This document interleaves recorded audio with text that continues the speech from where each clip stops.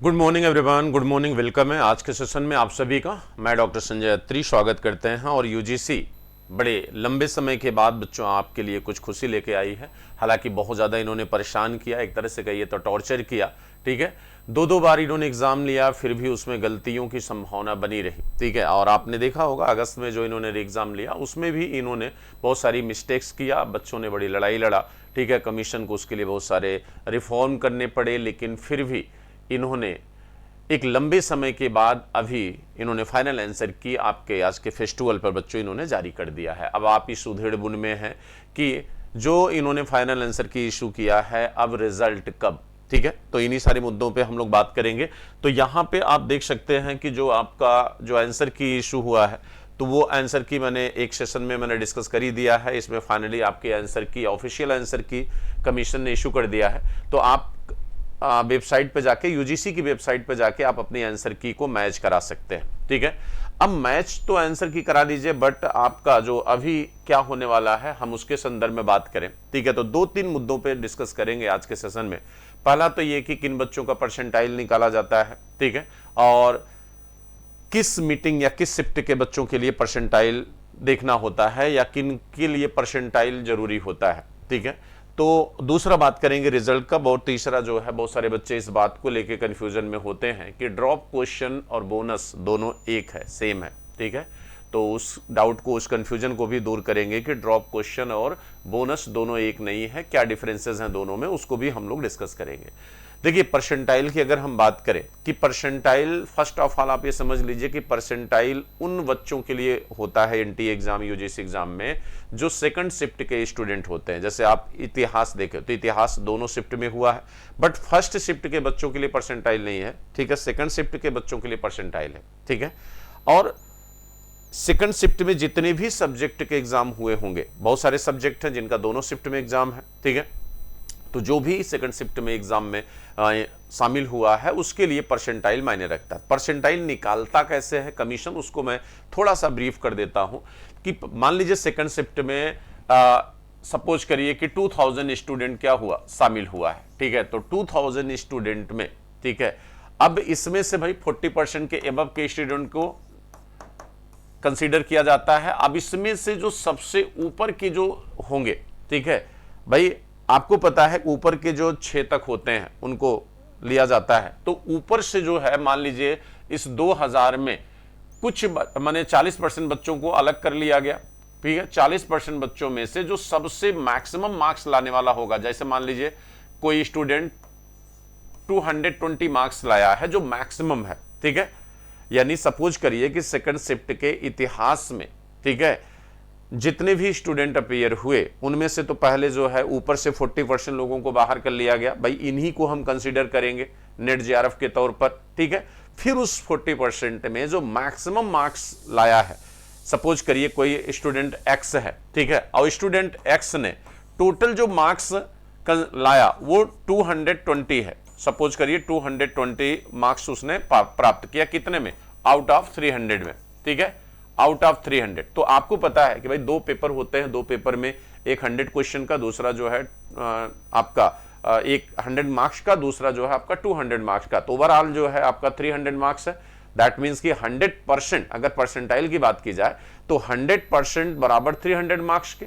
But percentile जब निकाला जाता है तो कमीशन क्या करता है कि मान लीजिए 2000 स्टूडेंट पार्टिसिपेट करते हैं, उस 2000 स्टूडेंट में 40% स्टूडेंट उसने क्या किया, बाहर कर लिया, जो ऊपर के मेरिट के हैं, ऊपर से। ठीक है, क्योंकि उसी में से उसको नेट जेआरएफ मैंने जारी करना है। अब उस 40% स्टूडेंट में सपोज करिए किसी स्टूडेंट, मान लीजिए कोई एक स्टूडेंट एक्स है, उसने 220 मार्क्स पाया, यानी ओवरऑल 300 में 220 मार्क्स किसी पर्सन ए ने क्या किया, अर्जित किया।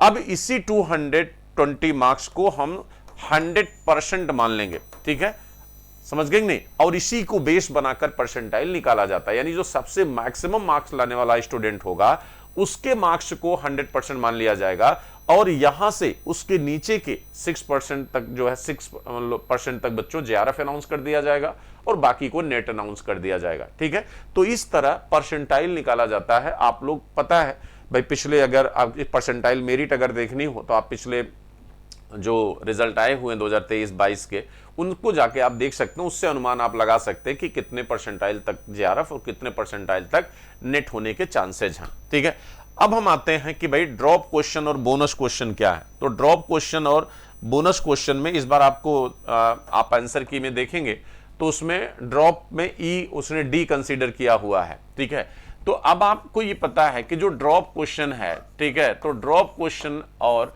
जो बोनस क्वेश्चन है दोनों इक्वल नहीं है। ठीक है, दोनों इक्वल नहीं है। ठीक है, क्या चांसेस है इसमें, क्या डिफरेंसेस है इसमें, तो आपको पता होना चाहिए कि जैसे सपोज करिए कि यूएनटीए ने आपका जो पेपर लिया है, ठीक है, उस पेपर में क्वेश्चन नंबर 2 में उसने 4 ऑप्शंस दे रखे हैं। ठीक है, option A, option B, option C, option D, ये 4 ऑप्शंस जो उसने दिए हैं। अब सपोज करिए कि 2 लोगों ने पेपर दिया, मान लीजिए ए और बी दोनों इस बार एनटीए एग्जाम में बैठे। एनटीए एग्जाम में बैठने वाला जो पर्सन ए है उसने इन चारों ऑप्शंस में बी को उसने क्या किया, आंसर किया। ठीक है, यानी 2024 का जो री एग्जाम हुआ उसमें पर्सन ए ने क्या किया कि क्वेश्चन नंबर 2 के चारों ऑप्शंस में बी आंसर को उसने क्या किया, टिक किया कि भाई चलो हमने अटेम्प्ट ले लिया और बी आंसर हमने सही कर दिया।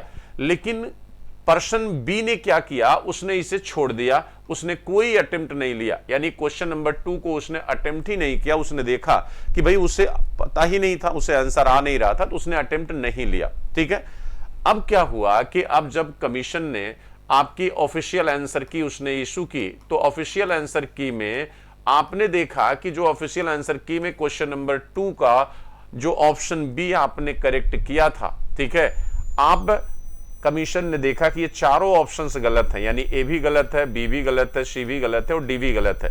चारों ऑप्शंस क्या है, गलत है।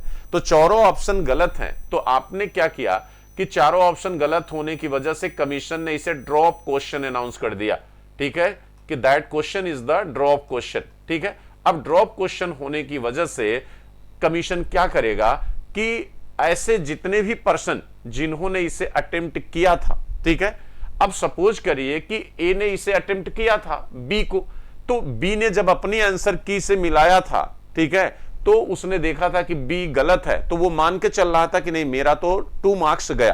ठीक है, बट कमीशन ने देखा कि भाई चारों को आंसर गलत है, तो कमीशन ने इसे ड्रॉप क्वेश्चन अनाउंस किया और 2 मार्क्स जो है उन स्टूडेंट्स को दे दिया जो स्टूडेंट ने इसे अटेम्प्ट किया था, उनको नहीं दिया जिन्होंने अटेम्प्ट नहीं किया था। तो ए को जो है इस ड्रॉप क्वेश्चन का 2 मार्क्स मिल गया, बट बी को ड्रॉप क्वेश्चन का मार्क्स नहीं मिलेगा क्योंकि बी ने इस क्वेश्चन को अटेम्प्ट किया ही नहीं था। ठीक है, तो यहां पर जो है ड्रॉप क्वेश्चन का मतलब बोनस नहीं है। बहुत सारे स्टूडेंट इस चीज को समझने के लिए मतलब उनको यह लगता है कि नहीं कमीशन ने इस क्वेश्चन को ड्रॉप कर दिया है तो इसका मार्क्स हमको भी मिलेगा। नहीं, सबको नहीं मिलेगा, उसी पर्सन या उसी स्टूडेंट को मिलेगा जिस स्टूडेंट ने इस क्वेश्चन को अटेम्प्ट किया है।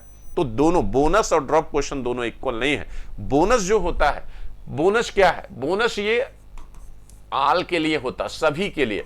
जब भी कमीशन कभी बोनस देता तो सबके लिए इक्वल होता है, सभी बच्चों के लिए इक्वल होता है, बट ड्रॉप क्वेश्चन का जो मार्क्स है वो इक्वल नहीं है। ठीक है, तो ये ध्यान रखना जो है कि ड्रॉप क्वेश्चन जो है वो इक्वल नहीं है और बोनस क्वेश्चन जो है, ठीक है, बोनस क्वेश्चन जो है, बोनस जो होता है वो सभी के लिए, ड्रॉप क्वेश्चन सभी के लिए नहीं है। तो अभी ऐसे में क्या है, जो बच्चे अपने मार्क्स को कम कंसीडर किए होंगे उनका मार्क्स क्या होता है, बढ़ जाता है, तो इसीलिए मेरिट में वेरिएशन आता है और आपको समझ में नहीं आता। ठीक है, तो ये कंफ्यूजन अपना दूर कर लीजिए।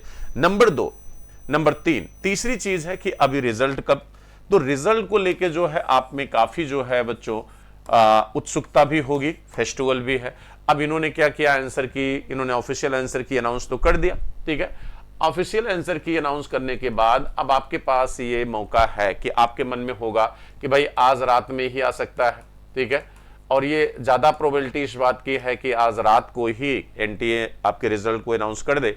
भाई उनको करना क्या है, आपके साइट पे रिजल्ट तो फाइनली कंप्लीट हो चुका होगा, उनको क्या करना, रिजल्ट को जाके जो है केवल अपलोड करना है। ठीक है, लेकिन चूंकि फेस्टिवल है तो हो सकता है कि चीजें लेट हो, लेकिन कल संडे है, संडे को भी पॉसिबिलिटी है। ठीक है, ऐसा नहीं है कि संडे को सारे जो है कर्मचारियों को ऑफिस आना होगा वगैरह वगैरह, ऐसा कुछ नहीं है। ऑफिस आपका आंसर कंप्लीट है, बस उसे अपलोडिंग करना है। और जनरली आपने देखा होगा कि रात को ही रिजल्ट अपलोड होता है, आंसर की ऑलरेडी जो है बड़े नाइट में ही अपलोड हुआ है, ठीक है, रात में। तो उनको क्या करना कि आपको सोते हुए जगाने की जरूरत नहीं है, ठीक है, आप सुबह उठिएगा और आपको रिजल्ट में भी दिखेगा। तो ज्यादा वेट नहीं करना है, रिजल्ट आपको आसानी से बच्चों मिल जाएगा, ठीक है। और हमारी जो उम्मीद है वो रात को ही रिजल्ट आ जाएगा, ठीक। अब ज्यादा उम्मीद यही है आज रात, बट अगर नहीं है तो संडे को, मंडे तक जाने की कोई उम्मीद नहीं है, ठीक है। तीसरी बात जो है कि जो आपके दिसंबर का एग्जाम है, ठीक है, बहुत सारे बच्चे इस बात को लेकर डाउट में हैं कि दिसंबर 2024 का जो एग्जाम है वो कब होगा या टाइम से होगा कि नहीं होगा। अब कमीशन की जो कहीं न कहीं जो कमीशन का जो बैकग्राउंड है वो आप देख रहे हैं कि कमीशन कितना डिले चलता है, कितना स्लो मोशन में वर्क करता है। फॉर्म को ओपन करना, ठीक है, फॉर्म को फिल कराना, करेक्शन के लिए टाइम देना, फिर आपके सेंटर अलॉटमेंट करना, फाइनली एडमिट कार्ड इशू करना, ये बहुत सारे प्रोसीजर हैं जिसे कमीशन को करना होता है। लेकिन एक बात मेरे दिमाग में आ रही है या मैं जो आपको सजेस्ट करना चाहूंगा, मान के चलना कि जब भी फॉर्म कहीं न कहीं ओपन होगा तो आपको 2.5 से 3 महीने का समय कमीशन दे सकता है, ठीक है। तो आपका जो दिसंबर 2024 का एग्जाम है ये मे बी जनवरी लास्ट तक भी जा सकता है या फरवरी तक जा सकता है। तो आप हालांकि आप उसको कंसीडर मत करिए कि कब जाएगा, फरवरी या जनवरी जाएगा, बट आप दिसंबर को मानकर ही अपना एग्जाम, अपना टारगेट सेट करिए। अपनी प्रिपरेशन को जो है दिसंबर को ही ध्यान में रखकर करने की कोशिश करिए, ठीक है। बाकी इतिहास विषय से जुड़े हुए जितने भी आपके डाउट्स हैं, ठीक है, वो आप हमारे साथ जुड़कर अपने डाउट्स को कंप्लीट कर सकते हैं, उसको दूर कर सकते हैं, ठीक है। नेट जेआरएफ के लिए हमारे इस प्लेटफॉर्म पर बच्चों आप जुड़ सकते हैं। तो मान के चलिए कि आपका दिसंबर का जो एग्जाम है वो दिसंबर में ही हो रहा है, बट एक डाउट है कि वो फरवरी में भी या जनवरी में भी जा सकता है, क्योंकि इस बीच एनटीए काफी उलझा हुआ रहा है। बहुत सारी गलतियां इन्होंने किया, बहुत सारे ब्लेम इनके ऊपर लगे जो है मीडिया में भी और लोगों के बीच भी। तो हो सकता है एनटीए जो है जल्दबाजी में कदम ना उठाए और बड़े ही अच्छे तरीके से, बेहतर तरीके से ये आपके एग्जाम को जनवरी फरवरी तक ले जा सकते हैं, ठीक है। चलिए, थैंक यू। आज के सेशन में जुड़े रहिए हमारे साथ। मैं डॉक्टर संजय अत्री, धन्यवाद, जय हिंद।